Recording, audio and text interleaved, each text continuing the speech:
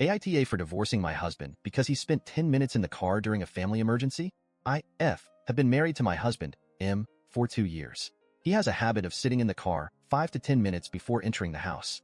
I don't know why he does it, but he talked about a past traumatic experience he had when he came home and caught his ex cheating on him.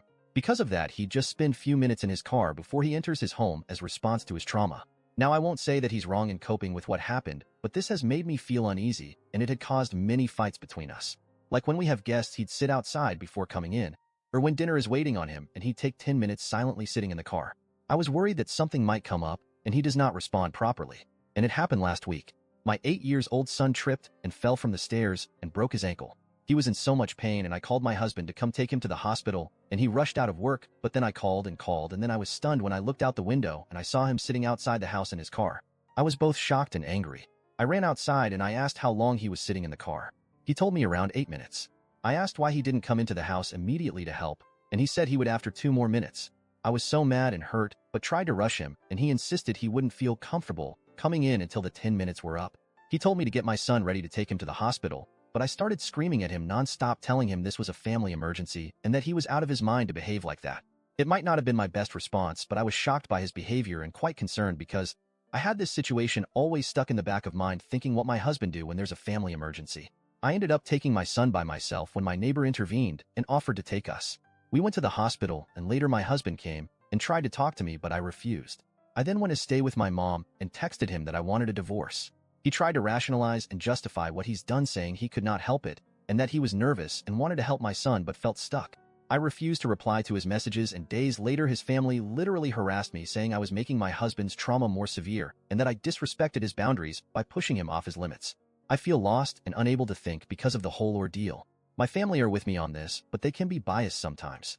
My husband is still trying to basically talk me out of divorce, saying I'm making a huge deal out of it. I feel like I no longer have trust in him, especially when it comes to serious stuff like how cold he acted in a family emergency. Edit to clarify that my son isn't his biological son. We don't have kids together. Comment 1. It sounds like he is stuck in a compulsive behavior. He needs to find a professional to help him address it. It's going to be tough, especially as he let you down when you needed him. I bet he feels really bad about the situation. I hope your son is doing okay. Comment 2. I wonder if this is the only strange thing that he does.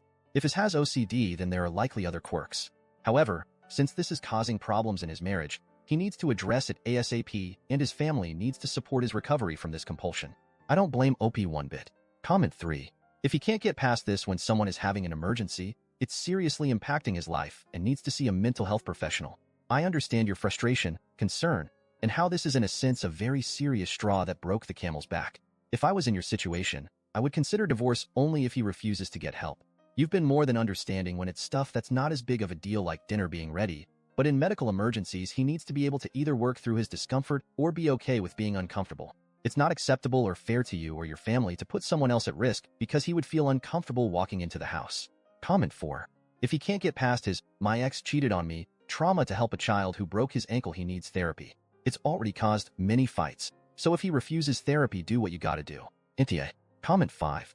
I'm just picturing him collapsed on the floor having a heart attack, and she calmly looks at her watch and says she needs to wait 10 minutes because she was traumatized by him not helping their son in an emergency. He clearly needs professional help, and if it was me, I'd make it a condition of continuing the relationship. Intia. Thank you everyone who subscribed me and like my videos.